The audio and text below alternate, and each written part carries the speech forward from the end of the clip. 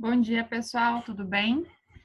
Vamos seguindo então com a nossa aula de industrialização de leite e derivados.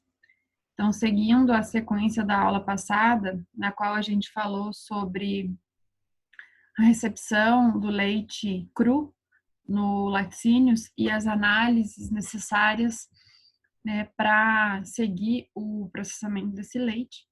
Hoje nós vamos falar um pouquinho sobre o leite pasteurizado, o leite UHT, que é o leite longa-vida, né, o leite de caixinha, e também sobre o creme de leite, que é um dos produtos obtidos já logo após a pasteurização e a ultrapasteurização desse leite, tá? E na sequência a gente vai estudando os outros derivados, né? Manteiga, enfim, e aí os próximos, né? Queijo, iogurte e assim por diante, tá?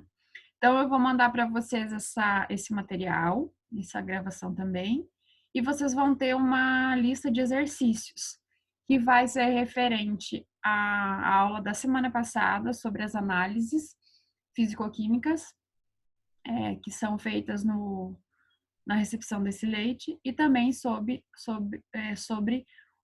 a pasteurização, ultrapasteurização do leite, né, da aula de hoje. Então, tem algumas perguntinhas lá. E hoje à noite a gente vai fazer um encontro online também para tirar alguma dúvida que vocês tenham, tanto na elaboração da lista de atividades, quanto assuntos do conteúdo mesmo, tá? Bom, gente, então assim, nós vimos na semana passada o processo de pasteurização do leite, que a pasteurização é feita depois que as análises são feitas na recepção, né, pelo laboratório, as análises físico-químicas. Então, esse leite, ele é pasteurizado, nós vimos lá a pasteurização lenta e a pasteurização rápida, que a rápida, né, que é a mais utilizada, que usa um tempo de 15 segundos aproximadamente, e uma temperatura de 72 graus.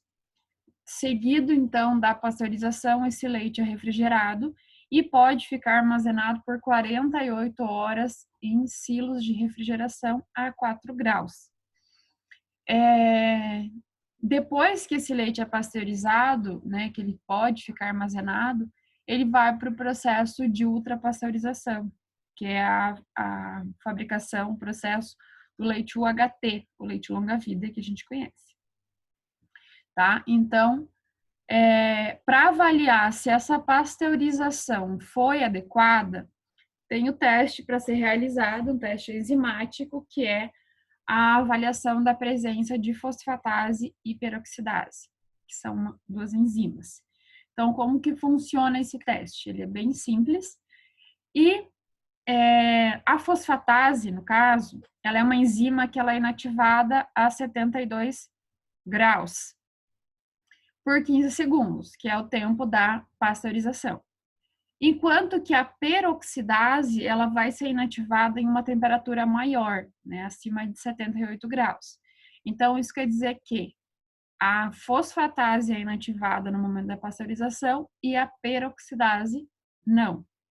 Então, para avaliar se a pasteurização foi adequada, a análise para a fosfatase ela deve ser negativa, né, o resultado dela, indicando que a pasteurização atingiu o mínimo, que foi 72 graus, pelo tempo de 15 segundos, e que a peroxidase deve estar presente nesse leite pasteurizado, né, que quer dizer que na pasteurização o leite não chegou a 78 graus. Tá? E por isso que a peroxidase, a enzima peroxidase, vai estar presente ali. Então, esse aumento da temperatura até 78 graus, que seria possível inativar a enzima peroxidase, ela pode prejudicar aspectos nutricionais e tecnológicos do leite. Então, por isso que não é desejável que ela tenha sido inativada, ou seja, não é desejável que o leite tenha chego até os 78 graus, tá? Então, essa é uma análise, duas análises, né, que podem ser feitas para analisar o processo de pasteurização, a eficiência do processo de pasteurização, tá? Além disso, na semana passada, vocês fizeram um cálculo sobre a padronização do leite, ou seja, o cálculo para determinar a quantidade de gordura presente nesse leite. E a gente sabe que nós temos os leites classificados como integral, desnatado e semidesnatado. Isso se dá em relação à quantidade de gordura presente no produto. Então, um leite integral é aquele que tem um teor de gordura, então, de no mínimo 3%. O leite semidesnatado ou parcialmente desnatado, ele pode apresentar um teor de gordura entre 0,5% e 2,9%. E o leite desnatado vai ter, então, um teor de gordura inferior ou igual a 0,5%.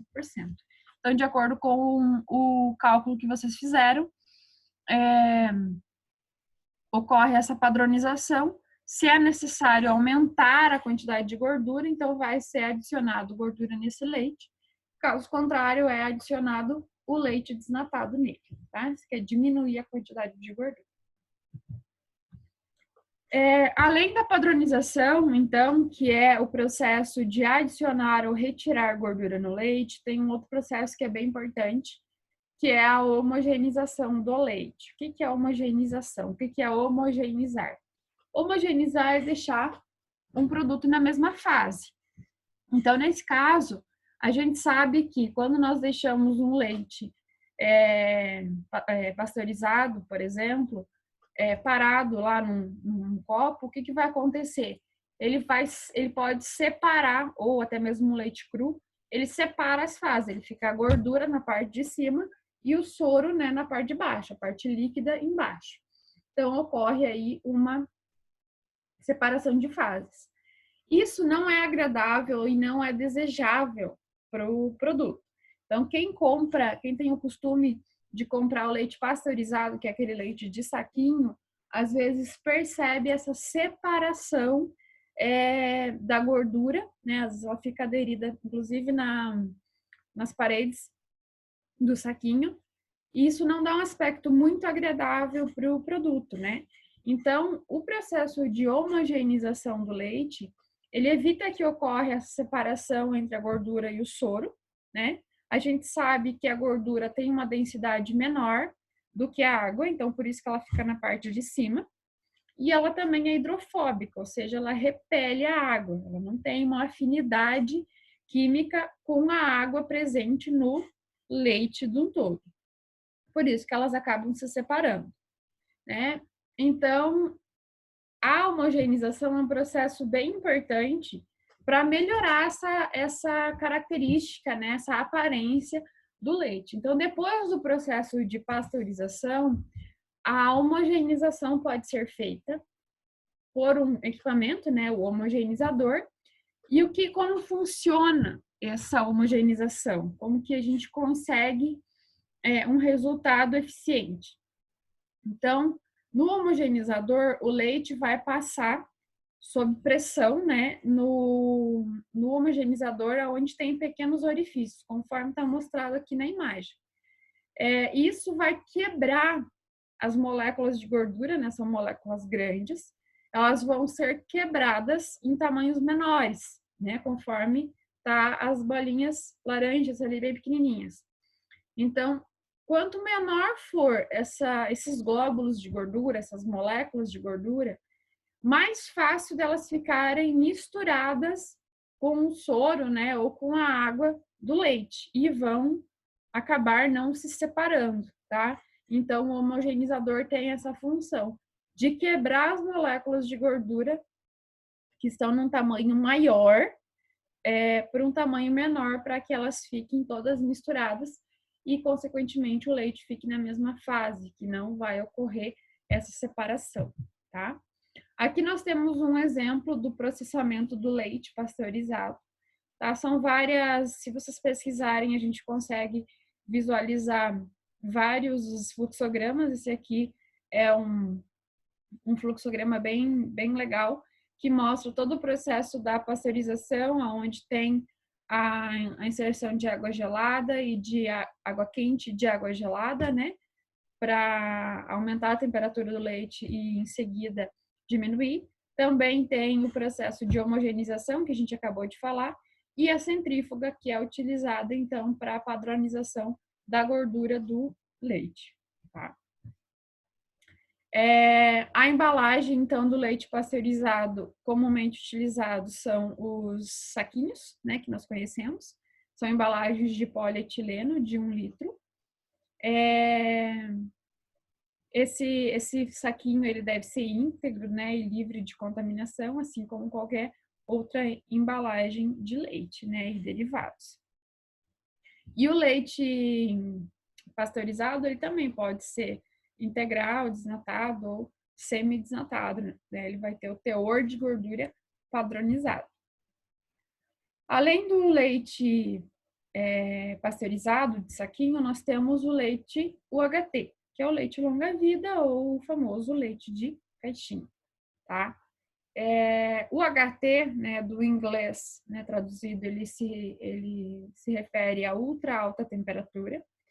Então, entende-se por um leite UHT ou leite longa-vida, como queiram chamar, é um leite que foi homogeneizado, né, e antes da homogeneização ele foi pasteurizado, né, passou por todo o processo até chegar aqui.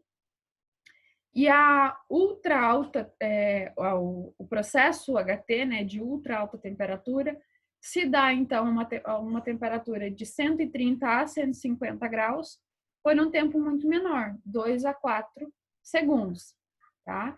E esse processo acontece então num processo de fluxo contínuo térmico, né? E logo após que ele passa por essa alta temperatura nesse curto período de tempo, ele já é resfriado a uma temperatura inferior a 32 graus. Então, ele aumenta a temperatura e logo ele é resfriado e já envasado. Então, isso acontece tudo muito rapidamente, tá? As embalagens utilizadas, elas têm que ser estéreis, em condições, né, ascéticas e embalagens estéreis e hermeticamente fechadas. Tá? Então, o leite UHT, ele não deve ter micro-organismos capazes de se proliferar em condições normais de armazenamento e distribuição e podendo, por esse motivo, ser também denominado de leite longa-vida. Então, a gente sabe que o leite de caixinha, ele dura por bastante tempo na prateleira, em temperatura ambiente, e a gente só precisa refrigerá-lo depois de ser aberto. Diferente do leite de saquinho, que é um leite só pasteurizado. Lembrando que a pasteurização ocorre a 72 graus, um tempo de 15 segundos, tá? Então, aí que tá uma diferença entre esses dois produtos e por isso que o leite de saquinho, a gente tem que manter ele refrigerado, tá? Então, para a indústria, a ultrapasteurização, ela apresenta vantagens tecnológicas, né? Principalmente pela ampliação desse prazo de validade e que o produto não necessita de refrigeração até o momento que ele é aberto. E também essa ultrapasteurização, ela não apresenta uma diferença significativa tanto na característica sensorial do leite, quanto nos aspectos nutricionais. Então, se a gente fosse experimentar um leite de caixinha e um leite de saquinho, né, pasteurizado e ultrapasteurizado, a gente ia verificar que existe poucas diferenças sensoriais. E, além disso, o aspecto nutricional também não é afetado. Então, por esse motivo, né, tecnologicamente falando, a ultrapasteurização é muito interessante.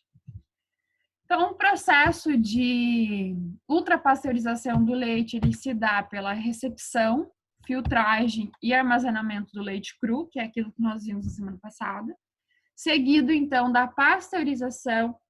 Aí é feito a adição de estabilizantes depois da pasteurização, e essa adição de estabilizantes, ela é utilizada para proteger a proteína do leite a essa alta temperatura que ele vai ser submetido para ultrapasteurização. Então, é feito a esterilização e seguido, novamente, da homogeneização desse leite e, então, invase acético, tá?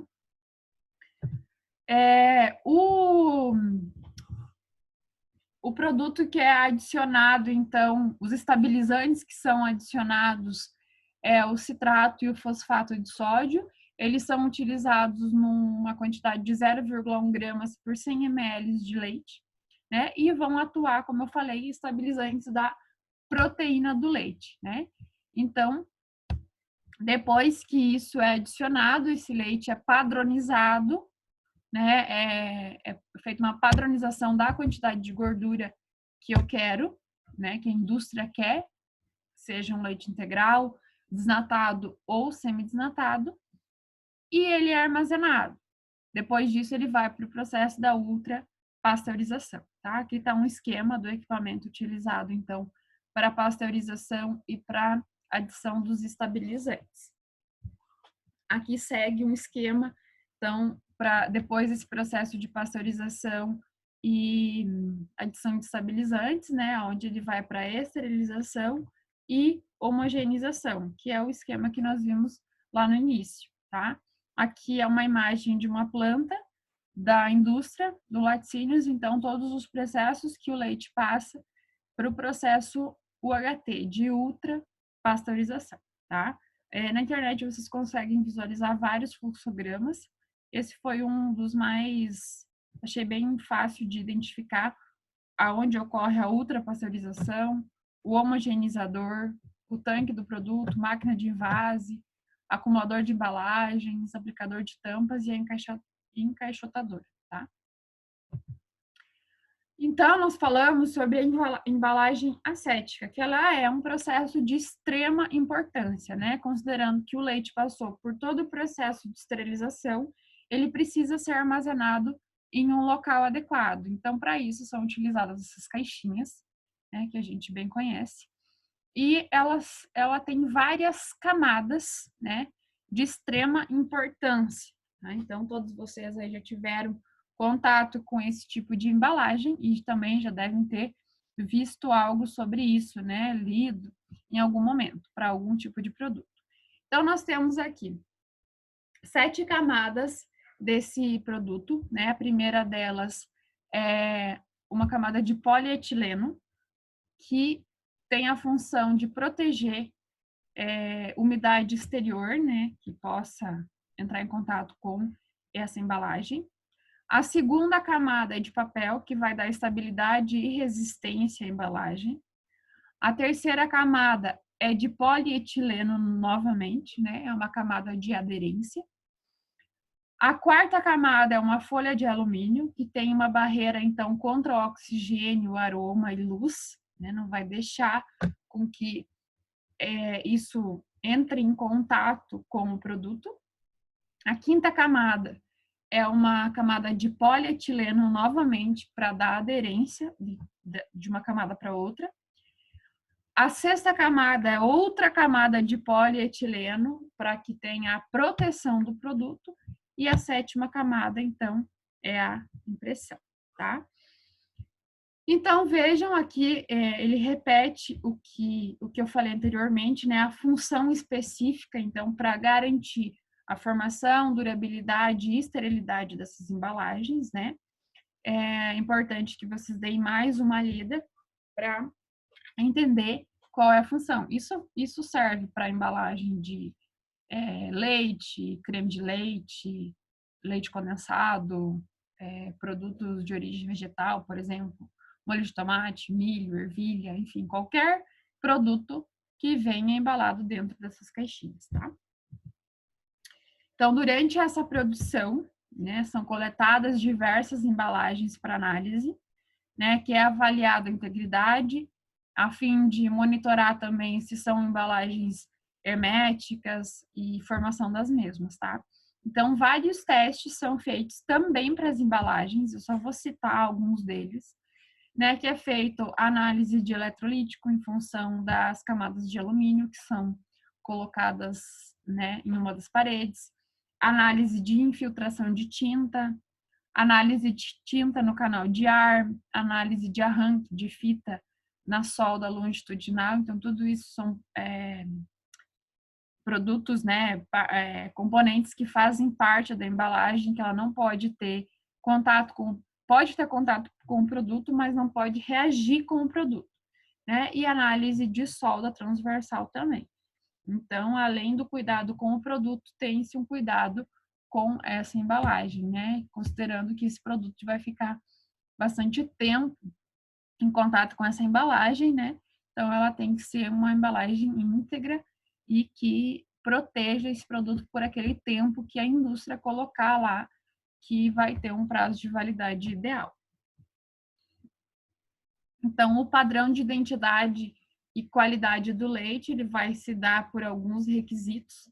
Isso serve também tanto para o leite integral, desnatado ou semi-desnatado, né? O leite UHT, depois que ele é produzido na indústria, ele fica estocado por 7 dias na própria indústria, até que seja conhecido, então, o resultado das análises microbiológicas. Então, a gente falou na aula passada, acho que eu comentei sobre isso. São feitas as análises físico-químicas, que ficam prontas na hora, e aí o leite é liberado para pasteurização e armazenamento e consequente produção tanto do leite UHT quanto dos derivados. Porém, no caso do leite UHT, né, um exemplo, ele fica armazenado na indústria até que os resultados microbiológicos ficam prontos. São feitas várias análises, né, previstas em legislação também, só que como são análises demoradas, esse produto precisa ficar lá armazenado. Quando o laboratório der um ok, que não tem nenhum problema, que todas as análises microbiológicas foram positivas, que deram um resultado ideal dentro do que a legislação permite, aí sim o produto pode ir para o mercado. Tá? Esse produto, eles são mantidos em temperaturas ambientes, né, 35, 36 graus, também para acelerar, né, possíveis alterações no caso das amostras, né, ficam armazenadas em estufas, né. Bom, então, para ser comercializado, o leite ele deve atender os parâmetros que a gente vê aqui. Por exemplo, matéria gorda, né? Isso se dá em relação à gordura. Então, o leite integral tem que ter um mínimo de 3%, o leite desnatado, no máximo de 0,5% de gordura, e o leite semi-desnatado ou parcialmente desnatado, 0,6% a 2,9%. Né? A acidez também ela é igual para todos os tipos de leite, né? De 0,14 a 0,18 gramas de ácido lático por 100 ml. A estabilidade ao etanol tem que ser estável para todos os tipos de leite. E o extrato seco desengordurado, então, tem uma porcentagem de 8,2 a 8,4% para cada um dos tipos de leite, tá? Bom, então, o processo de ultrapasteurização do leite, ele é bem simples, né, como a gente viu. Ele é só uma sequência do processo de pasteurização, utilizando uma temperatura maior e um tempo menor, tá? Seguindo o processo de ultrapasteurização, vai sobrar, então, como a gente viu, lá do processo de desnate, a gordura do leite, né? Então, essa gordura, ela é adicionada no leite integral, só que vai sobrar uma quantidade de gordura considerável. Então, a partir disso, é produzido o creme de leite que a gente conhece. Então, o creme de leite nada mais é do que uma emulsão de gordura e leite, tá?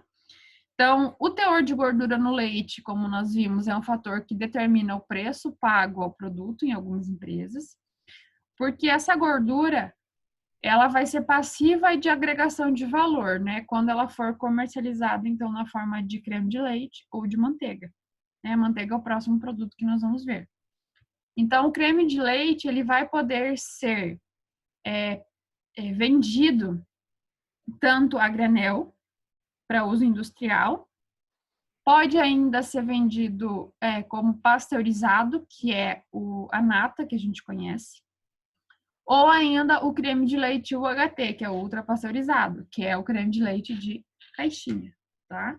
Então, tudo é creme de leite, porém, eles são tratados de forma diferente e, consequentemente, vendido para nós com uma nomenclatura e uma característica diferente também. Então, no caso do creme de leite de uso industrial, ele é utilizado, ele é um produto, né, resultante do desnate do leite, como a gente já viu. Quando ele é comercializado a granel, ele é utilizado, então, como uma matéria-prima da indústria alimentícia, né, panificação, confeitaria, massas, doces, sorvetes em geral.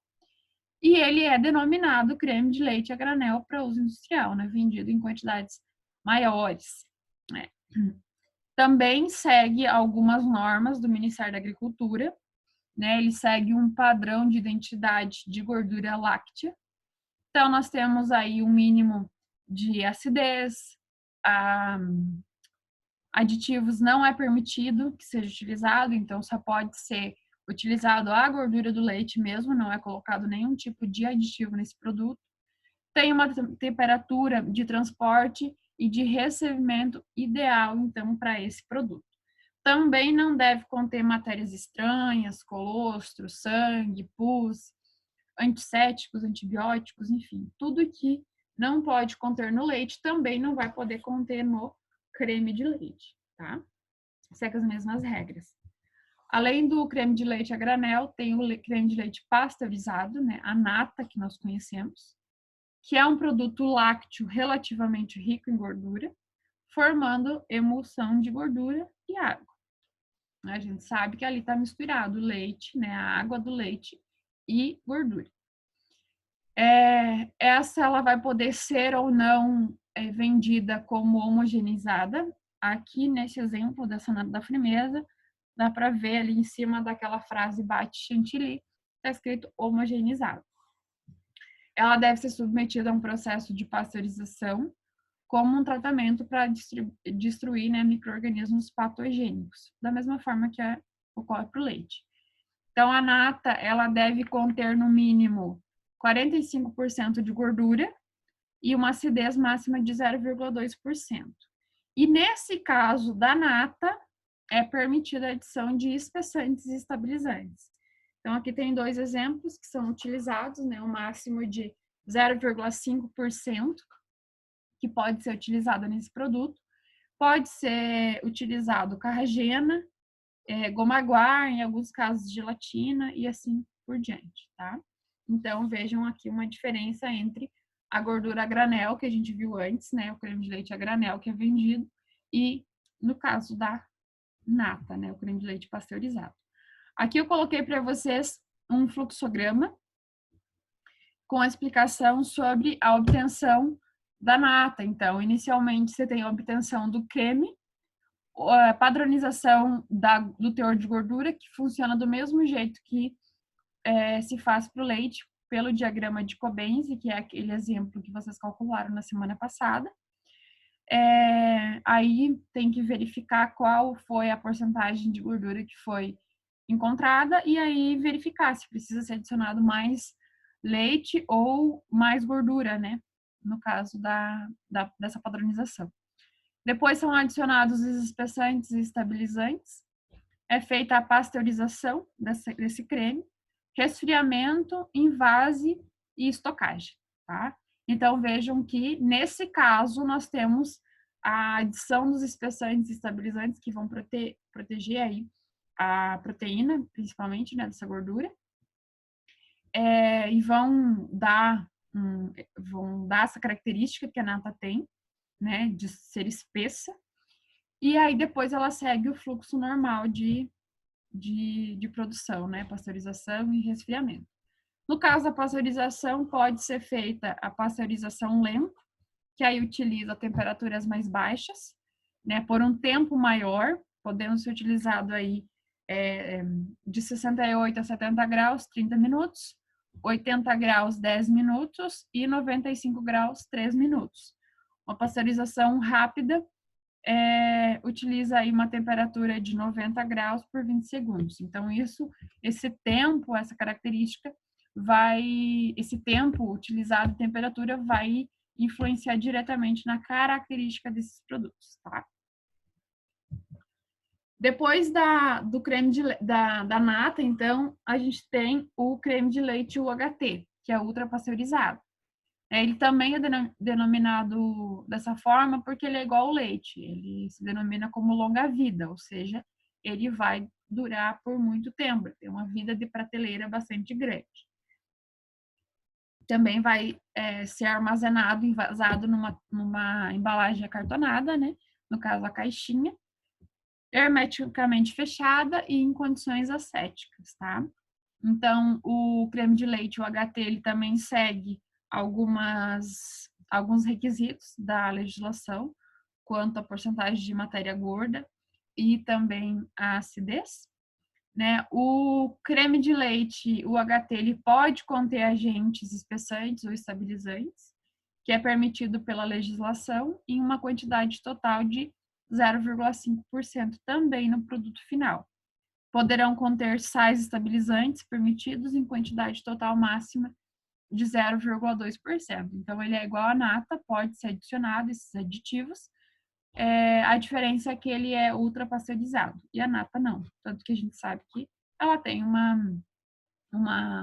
vida de prateleira muito menor e a gente também não consegue armazenar a nata numa temperatura ambiente, né? Quando a gente compra, ela já está na refrigeração no supermercado e na nossa casa ela também continua sob refrigeração, diferente do creme de leite de caixinha.